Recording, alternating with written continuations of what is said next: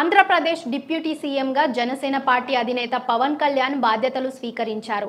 Janasena party కేంద్ర కార్యాలయం నుంచి విజయవాడ చేరుకున్న ఆయన క్యాంపు కార్యాలయంలోకి డిప్యూటీ సీఎంగా తొలిసారి అడుగుపెట్టారు.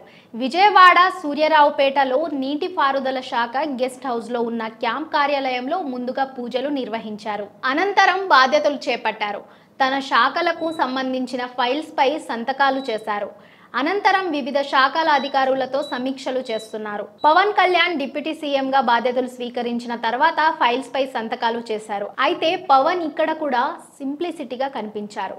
ఆయన బాధ్యతలు స్వీకరించిన తర్వాత ఫైల్స్ పై సంతకాలను తన అభిమాని ఇచ్చిన పెన్నుతో చేశారు. ఈ వీడియో సోషల్ మీడియాలో వైరల్ అవుతోంది. పవన్ కళ్యాణ్ మంగళవారం మధ్యాహ్నం మంగళగిరి నుంచి బయలుదేరి అమరావతిలో ఉన్న సచివాలయానికి బయలుదేరారు. ఆయనకు అమరావతి రైతులు అడుగడుగున ఘన స్వాగతం పలికారు. అయితే ఈ క్రమంలో పవన్ కళ్యాణ్ కాన్వాయ్ వెళుతుండగా ఓ అభిమాని ఓ పెన్నును గిఫ్ట్గా అందించారు. ఈ పెన్ను జాగ్రత్తగా తీసుకొని జేబులో పెట్టుకున్నారు.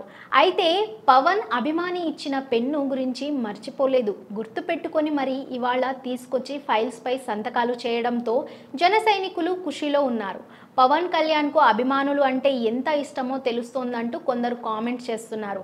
అయితే గత వారం పవన్ కళ్యాణ్కు వదిన కొణిదెల సురేఖ ఓ పెన్ను గిఫ్ట్గా ఇచ్చారు. ఆ పెన్ విలువ 1,00,000కు పైగా ఉంది.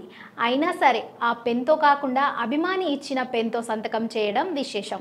పవన్కు అభిమాని పెన్ ఇవ్వడం, ఇవాళ ఫైల్స్ పై అదే పెన్తో సంతకం చేసిన వీడియోలు వైరల్ అవుతున్నాయి. అయితే ఆ పెన్ను విలువ కేవలం 10 రూపాయలు మాత్రమే. పెన్ను విలువ ముఖ్యం కాదు, అభిమానికి పవన్ ఇచ్చిన ప్రాధాన్యం ముఖ్యం అంటున్నారు.